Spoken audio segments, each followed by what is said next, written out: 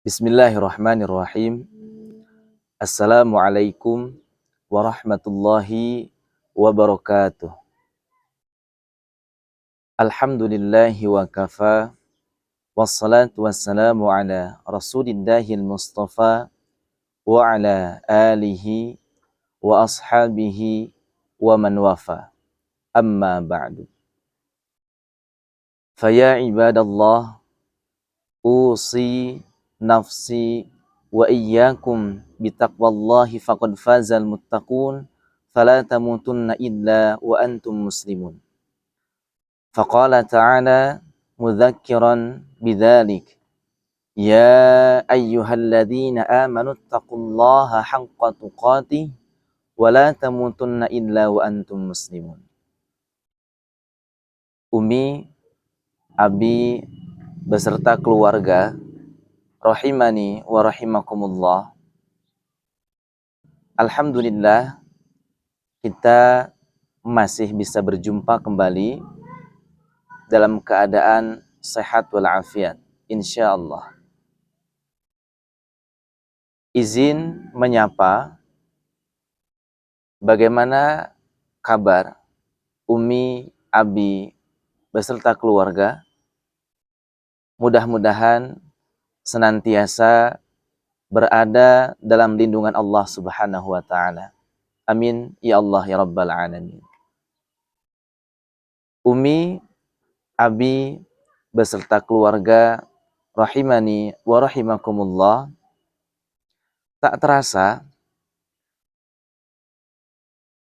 hari menjelang Ramadan sudah bisa kita hitung. Kurang lebih H-7 menuju Ramadan. Mudah-mudahan kita semua diberi kesempatan oleh Allah Subhanahu wa taala untuk bisa menjalankan aktivitas ibadah di bulan Ramadan yang akan datang. Amin ya rabbal alamin. Namun sebelum Ramadan tiba, tentu kita sebagai mukmin mesti ada persiapan materi-materi seputar Ramadan. Biar apa? Biar ketika Ramadan tiba, kita sudah siap untuk mengamalkan apa yang sudah kita ketahui, apa yang sudah kita pahami bersama.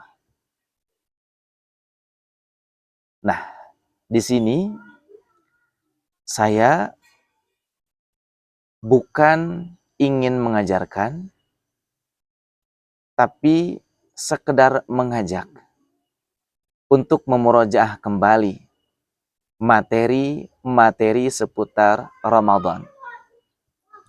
Karena insya Allah Umi, Abi beserta keluarga tentu jauh lebih mengetahui apa saja yang termasuk materi-materi seputar Ramadan. Maka dari itu, pertemuan kita insya Allah dari pertemuan pertama sampai pertemuan ke-7 nanti, ini hanya memurojaah saja.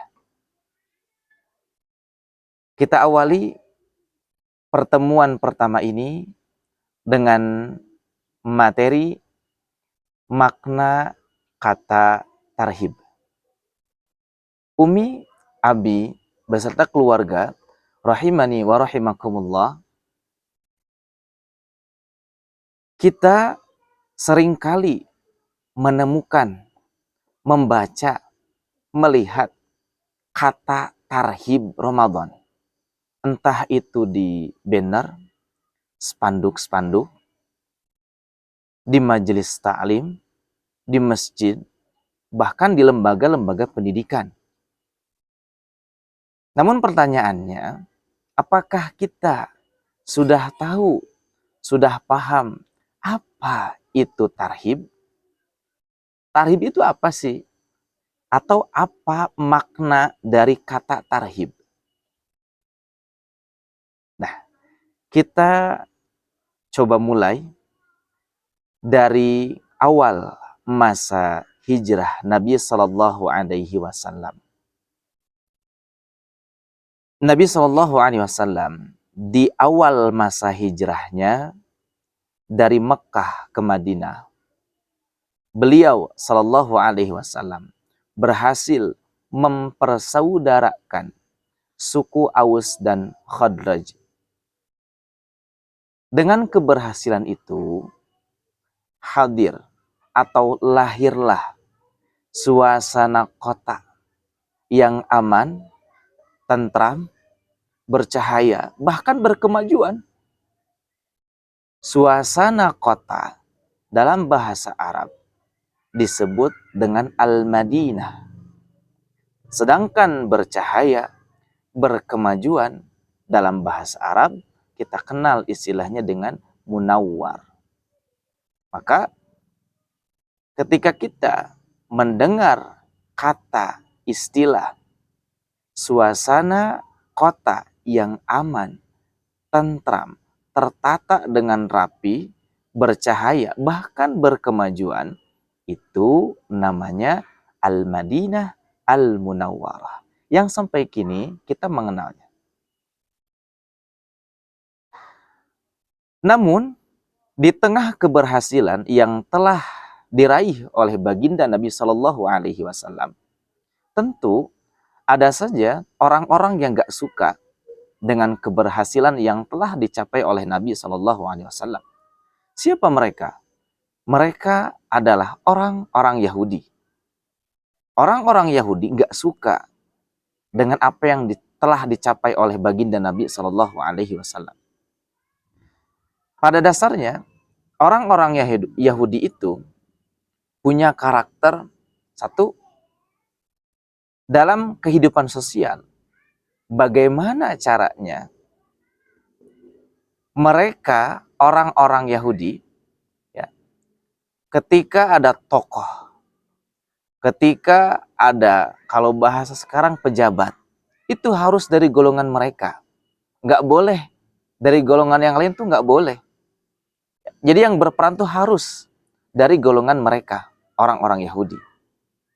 Yang kedua, dari segi spiritualnya, bagaimana caranya Nabi akhir zaman itu harus dari golongan mereka. Makanya ketika Nabi Shallallahu Alaihi Wasallam hadir dan bukan dari golongan mereka, mereka tuh nggak suka, ya nggak terima mereka itu. Itu karakter mereka. Ya, karakter orang-orang Yahudi itu. Kemudian ketika baginda Nabi Shallallahu Alaihi Wasallam bersama para sahabatnya melaksanakan puasa pada saat itu orang-orang Yahudi itu mengolok-olok Nabi, ya, mengatakan, loh, kok puasanya ngikutin kita, ya, kan bangsa Yahudi itu mereka juga ada puasa, ya. Ketika diutus Nabi kepada mereka, kepada bangsa Yahudi, diutus Nabi dengan membawa risalah, membawa wahyu, itu mereka itu berpuasa 10 hari di bulan Al-Muharram, ya, yang tanggal 10-nya disebut dengan Asyura. Ketika Nabi Shallallahu Alaihi Wasallam bersama para sahabatnya berpuasa, itu orang-orang Yahudi itu mengolok-olok, ya, mencaci maki Nabi, mengatakan, kok puasanya sama atau ngikutin kita. Karena itu, maka di tahun kedua hijrah, tepatnya di hari Senin, tanggal 8 Sya'ban, turunlah ayat. Quran surah kedua Al-Baqarah ayat 183. A'udzu billahi minasyaitonir rajim. Ya ayyuhalladzina amanu kutiba alaikumussyam kama kutiba 'alal ladzina min qablikum la'allakum tattaqun. Ditetapkan di ayat itu bahwa puasa, pelaksanaan puasa itu dilaksanakan di bulan Ramadan. Jadi penetapan waktu puasa itu di bulan Ramadan. Ya. Kenapa di bulan Ramadan? Satu, untuk menggugurkan klaim-klaim orang-orang Yahudi yang mereka pernah mengatakan, pernah mengolok-ngolok Nabi. Supaya apa? Supaya kita ini nggak ngikutin kok. Ya, kita nggak ngikutin orang-orang Yahudi. Kita ada kok puasanya. Satu ya, sebagai respon, sebagai tanggapan terhadap klaim-klaim orang-orang Yahudi.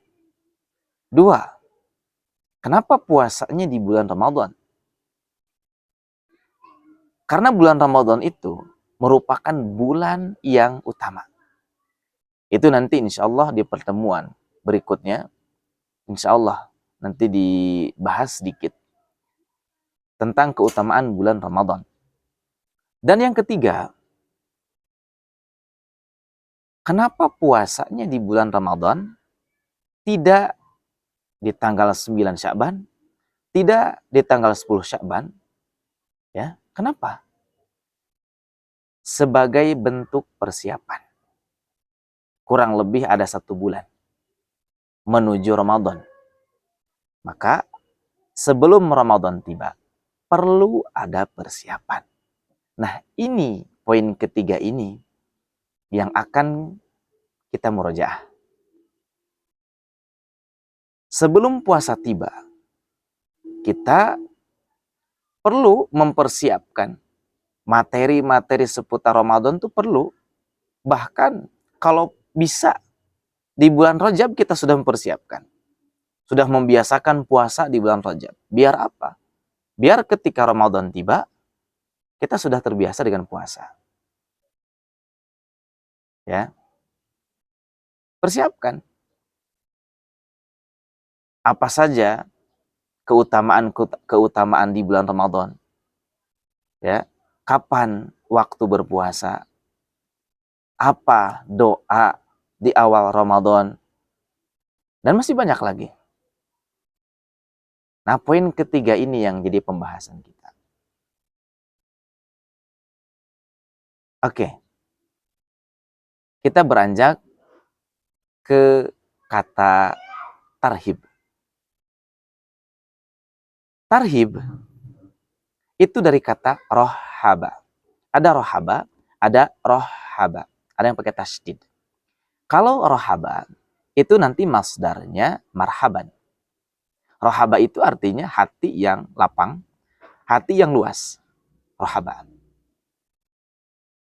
Misalkan kalau kita dengar kalimat sodrun rohib.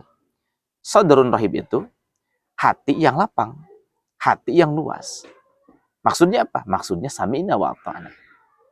Kami mendengar, kami taat. Rohaba dengan tasydid. Ya, ketika kita menemukan kata kerja menggunakan tasydid, itu maknanya double. Ya, artinya sungguh-sungguh, serius. Ya, betul-betul. Rohaba serius untuk melapangkan hati. Yurahibu, proses yang bertahap dengan serius untuk melapangkan hati. Rohaba yurahibu, keadaannya masdarnya disebut dengan tarhiban atau tarhib. Ya, kelapangan hati. Hati yang lapang. Hati yang luas. Maksudnya apa sih hati yang lapang, hati yang luas ini? Tarhib ini maksudnya apa? Kan Ramadan itu mau datang nih. Dari sekarang persiapkan hati. Persiapkan dari sekarang. Siap-siap dari sekarang. Apa yang perlu dipersiapkan? Hati, jelas. Ya. Nanti kan ketika bulan Ramadan tiba, ya, insya Allah kita ini ya, akan berinteraksi dengan Al-Quran. Setidaknya akan membaca Al-Quran. Ya. Dalam baca Quran, kita harus siap. Saya siap untuk baca Al-Quran di bulan Ramadan. Apalagi? Meninggalkan maksiat. Ya. Kita ini tentu nggak luput dari dosa. nggak luput dari salah. Maka ketika bulan Ramadan tiba nanti, insya Allah, mudah-mudahan kita sampai ya kepada Ramadan, ya, kita berusaha, kita siapkan dari sekarang, bersiap-siap untuk meninggalkan maksiat. Dan yang ketiga, puasanya. Ya, siap untuk melaksanakan puasa di bulan suci Ramadan.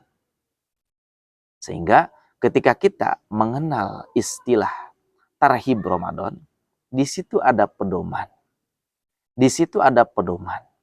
Dan dalam pedoman itu kita pelajari, kita ketahui, kita pahami, dan nanti di bulan Ramadan kita amalkan. Itu untuk pertemuan yang pertama ini. Mudah-mudahan bermanfaat. Subhanakallahumma wa bihamdika asyhadu an la ilaha illa anta astaghfiruka wa atubu ilaik. Assalamualaikum warahmatullahi wabarakatuh.